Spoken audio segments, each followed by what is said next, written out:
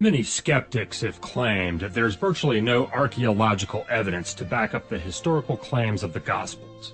The real truth is that tremendous archaeological evidence has been discovered in Israel that proves the accuracy of the New Testament.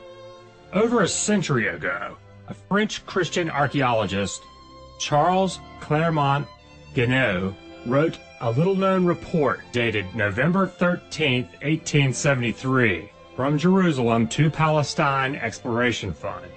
In his report, he told of this monumental discovery in a cave near Bethany in the Mount of Olives of a group of Jewish ossuaries, which are stone coffins, from the 1st century of the Christian era. To his great surprise, Clermont-Ganneau found that these ancient Jewish stone coffins contained the names of numerous individuals mentioned in the New Testament as members of the Jerusalem church.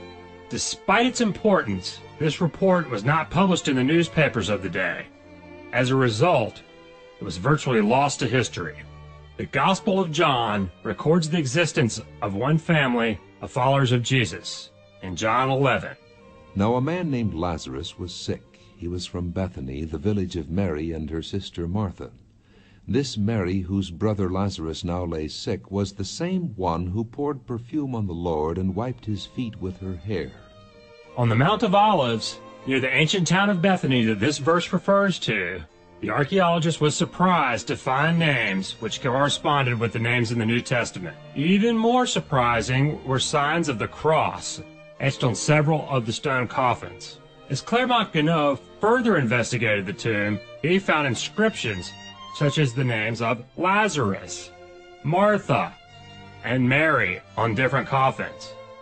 As Clermont-Ganneau continued to investigate the catacomb, he found additional inscriptions, including the name Yeshua, which is Jesus, commemoratively inscribed on several of the ossuary.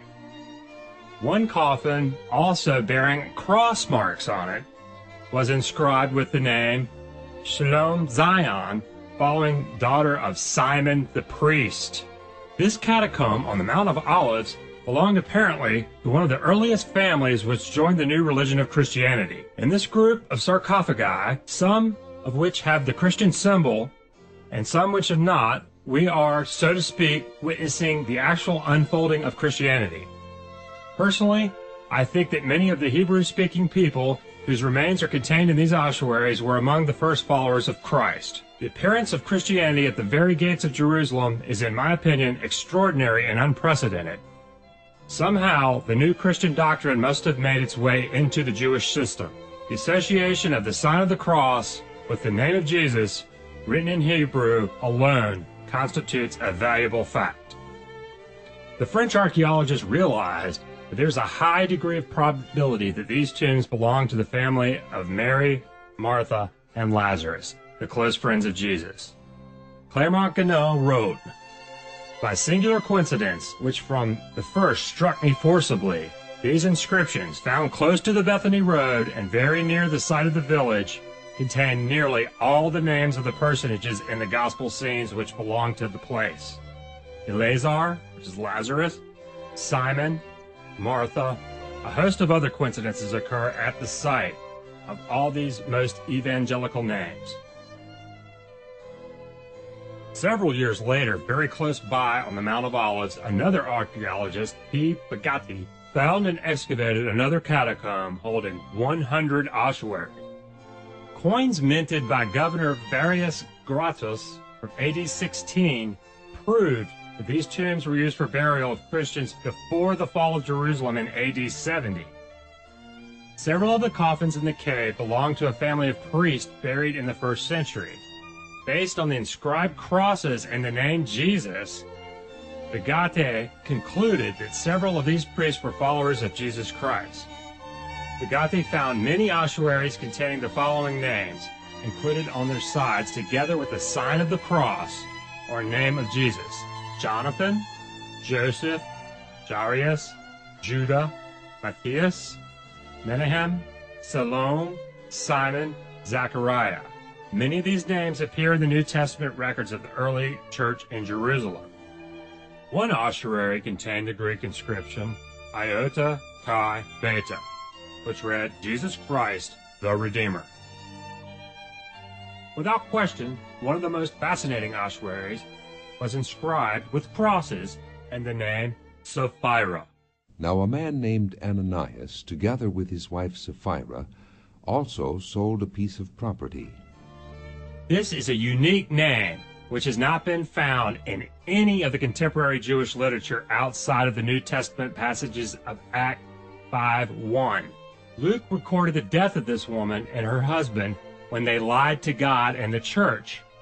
This very unique name eliminates all reasonable doubt that this was indeed the tomb of the early Christian. Now, the most controversial find of all was a coffin bearing the unusual inscription, Simon Peter, son of Jonah.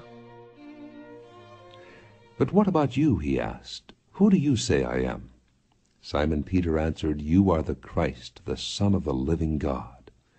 Jesus replied, "Blessed are you, Simon, son of Jonah, for this was not revealed to you by man, but by my Father in heaven. It is controversial because the Vatican claims Peter was the first pope and was buried in Rome.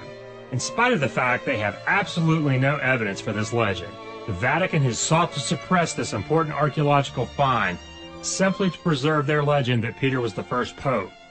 Yet right before our eyes lies the greatest proof that Peter was never a pope in Rome. Truly, if he had been, it certainly would have been written in the New Testament.